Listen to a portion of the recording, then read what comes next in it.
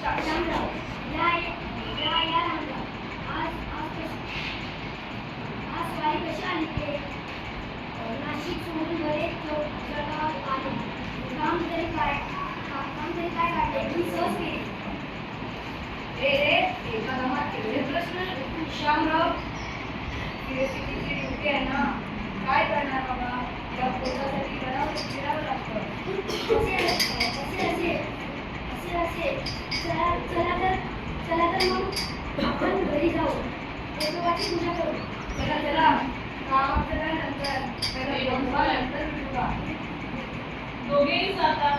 नासिका, कर्णिका, नयनकुमार, जीवाताई, हस्तकराज, पदकुमार इत्यादी अवयवांचा गमतीदार संवाद सुरू होतो.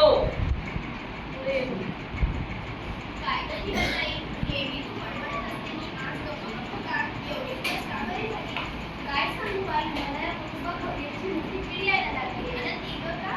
राम म्हणून काय विचारतेस? आता मगाशी रामला रामाचं बोलणं ऐकलं नाही. कोणासाठी मनमन जावं लागतं त्यांना. कोणाने माणसाला विचारा. सारी गडबड त्याच्यासाठी इतक्यात कोणासाठी. आणि हे कुटुंब आपलीही फसवणूक होते. शिवाय माणसं सगळं आला. परवाचा त्याचा माझा भांडण झालं.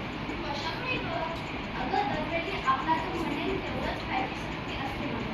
एखाद कधी मला आवडलेला पदार्थ जास्त खाल्ला की त्याला याची खरंच ग बाई, हे पोटोबा मासे नुसतेच गोष्टी खातात. आपल्यासारखं काही काम करत नाही. खायची आमची काय तर नाशिकी, तुला काय वाटतं? कशाबद्दल?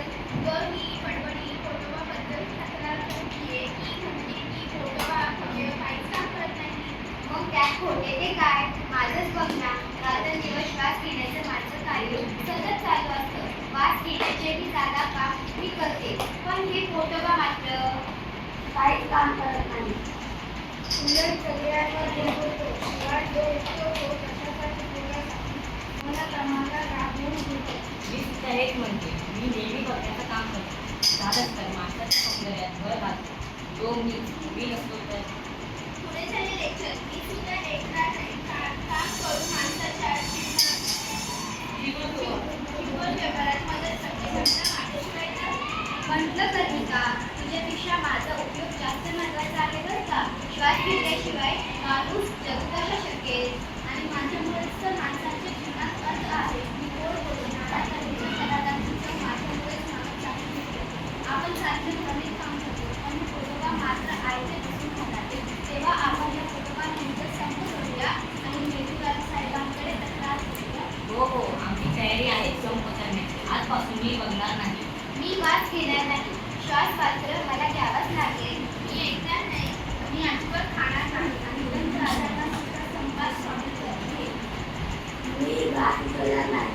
मी स्वयंपाक घरात जाणार नाही. म्हणजे मग त्या पोटाला चांगलीच अडचण होईल. सर्वजण मेंदूराजे यांच्याकडे जातात. त्यानंतर मेंदूराजे तातडीने सभा घेतात. मेंदूराजे साहेबांचा जय जयकार असो. कसा मंडळी, पोटोबा प्रधान आले की नाट्य रंगून? मी जेव्हा होणार आहे महाराज. पोटोबा, या सर्व मंडळींची तुमच्याबद्दल तक्रार आहे की तुम्ही अजिबात काम करत नाही. नुसतं खाता आणि दुसऱ्यांवर बोलता. महाराज, बोलताना जरा विरंती होते. असून माफी असावी, पण मी काम करत नाही हे म्हणजे साफ खोटे आहे. अजून मी चुकतो,